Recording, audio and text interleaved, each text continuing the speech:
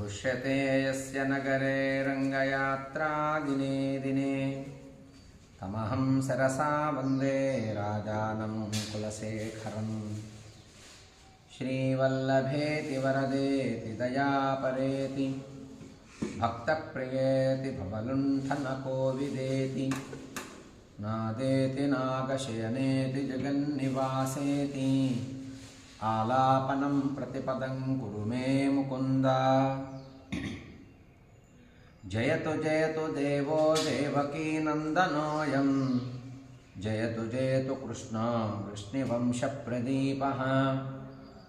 जयतु जयतु मेघश्यामलः कोमलाङ्गो जयतु जयतु पृथ्वी भारनाशो मुकुन्दः। मुकुन्दमूर्धना प्रणिपत्य याचे भवन्तमेकान्तमियन्तमर्धम् अविस्मृतिस्वच्छरणारविन्दे भवे भवे मेस्तु भवत्प्रसादात्। नाहं वन्दे तव चरणयोः द्वन्द्वमद्वन्द्वहेतोः कुम्भीपाकं गुरुमपि हरे नारकं नापनेतुं रम्या रामा मृदुतनुलता नन्दनेनापि रन्तुं भावे भावे हृदयभवने भावयेयं भवन्तं। नास्था धर्मे न वसुनिचये नैव कामोपभोगे यद्यद्भव्यं भवतु भगवन् पूर्वकर्मानुरूपम्। एतत्प्रार्थ्यं मम बहुमतं जन्म जन्मान्तरेऽपि त्वत्पादाम्भोयुगगता निश्चला भक्तिरस्तु। दिवि वा भुवि वा ममास्तु वासः नरके वा नरकान्तकप्रकामम्। अवधीरितशारदारविन्दौ चरणौ ते मरणेऽपि चिन्तयामि। कृष्ण त्वदीयपदपङ्कजपञ्जरान्तम् अद्यैव मे विशतु मानसराजहंसः। प्राणप्रयाणसमये कफवातपित्तैः कण्ठावरोदनविधौ स्मरणं कुतस्ते। चिन्तयामि हरिमेव सन्ततं मन्दमन्दहसिताननाम्बुजं नन्दगोपतनयं परात्परं नारदादिमुनिवृन्दवन्दितं।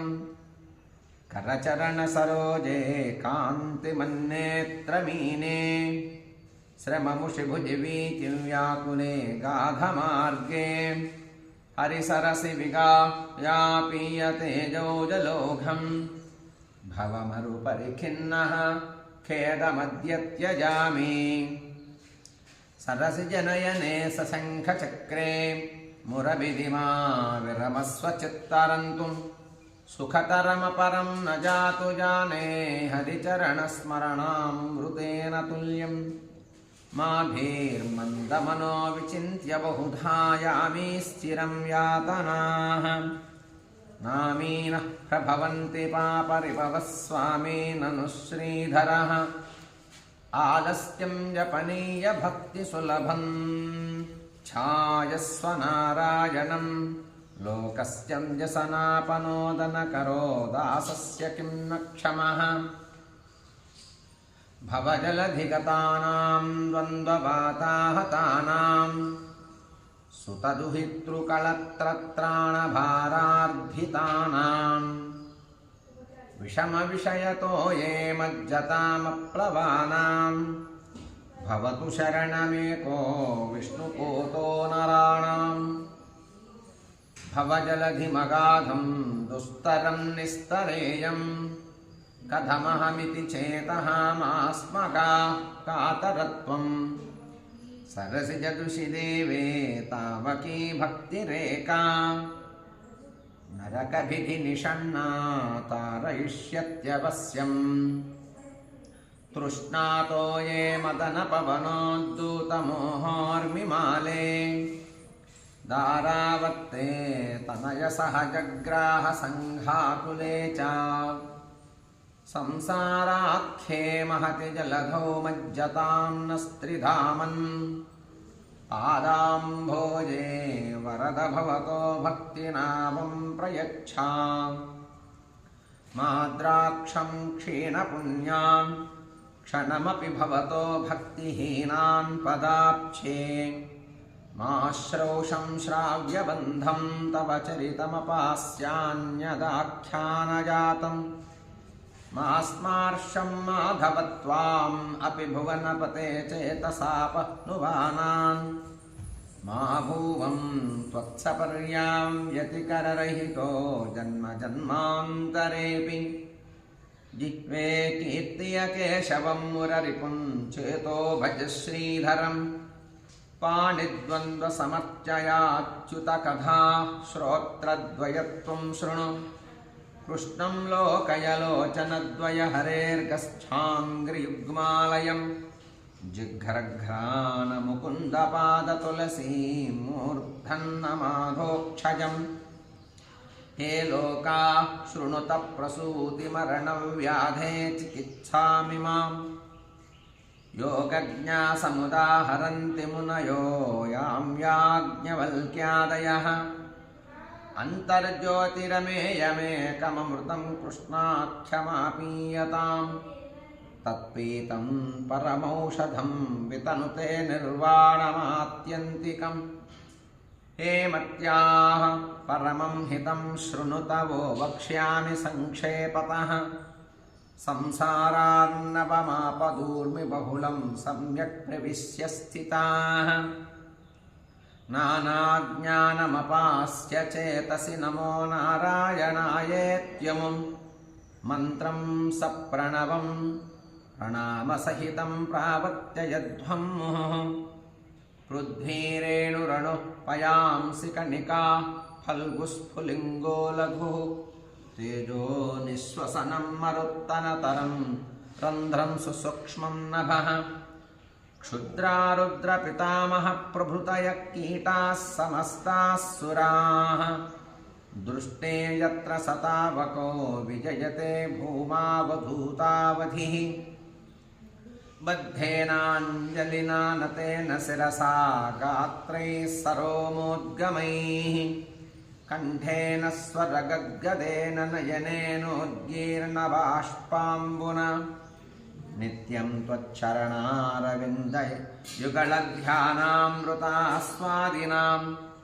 अस्माकं सरसीरुहाक्षसततं सम्पद्यतां जीवितम् हे गोपालक हे कृपाजलनिधे हे सिन्धुकन्यापते हे कंसान्तक हे गजेन्द्रकरुणापारीण हे माधव हे रामानुज हे जगत्त्रयगुरो हे पुण्डरीकाक्ष मां हे गोपीजननाथ पालय परं जानामि न त्वां विना भक्तापाय भुजङ्गगारुडमणिः त्रैलोक्यरक्षामणिः गोपीलोचनचातकाम्बुदमणिः सौन्दर्यमुद्रामणिः यः कान्तामणिरुक्मिणी घनकुचद्वन्द्वैकभूषामणिः श्रेयो देवशिखामणिर्दिशतु नो गोपालचूडामणिः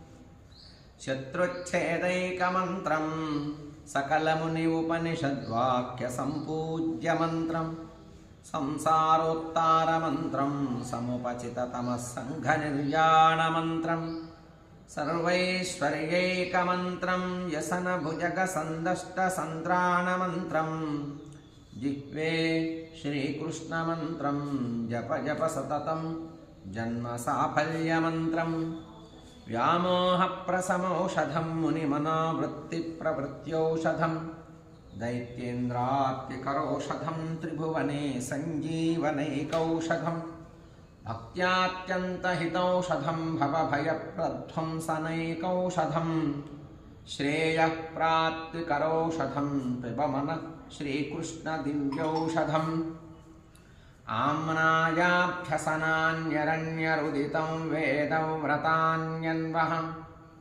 मेदच्छेदफलानि पूर्तविधयः सर्वे हुतं भस्मनि तीर्थानामवगाहनानि च गजस्नानं विना यत्पदा द्वन्द्वाम्भोरुह संस्मृतिर्विजयते देवः स नारायणः श्रीमन्नाम प्रोच्च नारायणाख्यं केन प्रापुर्वाञ्छितं पापिनोऽपि हानः पूर्वं वाक्प्रवृत्ता न तस्मिन् तेन प्राप्तं गर्भवासादिदुःखम्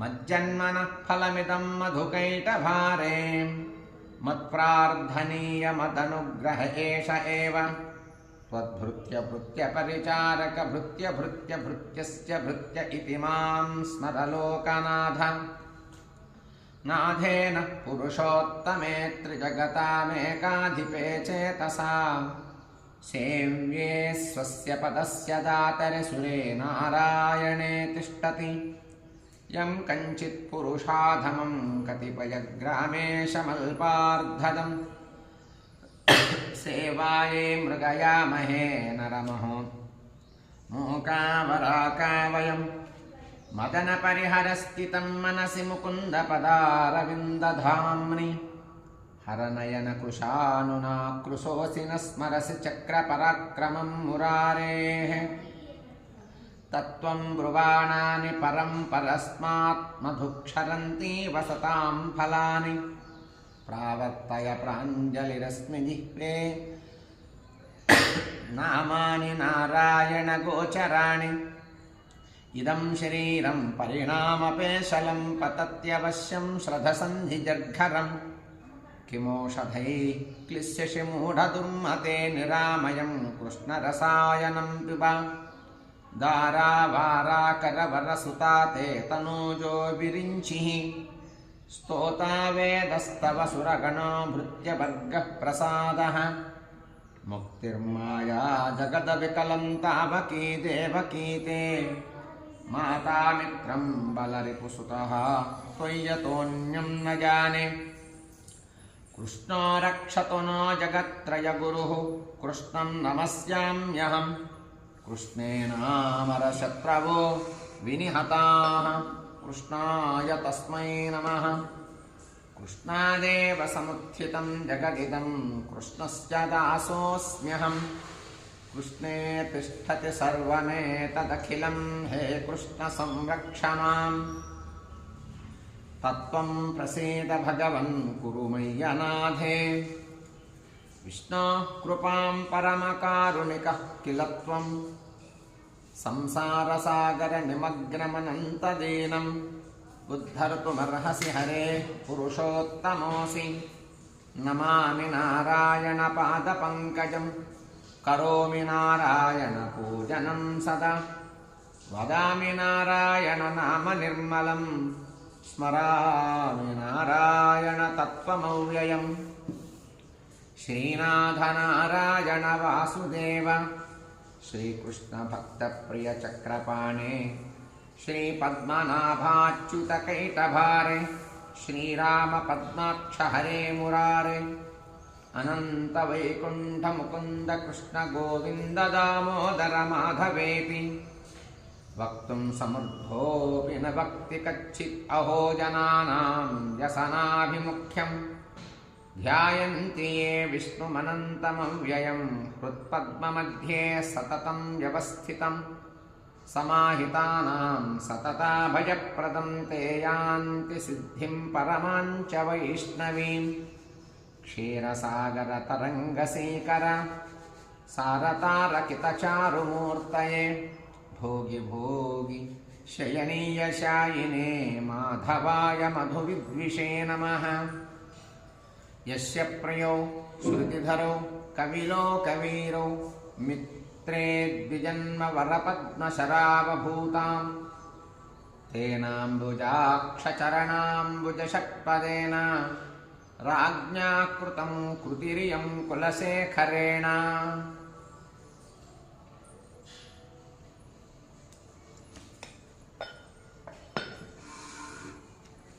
अस्मत्श्रीगुरुचरणारविन्दाभ्यां नमो नमः। जय श्रीराम।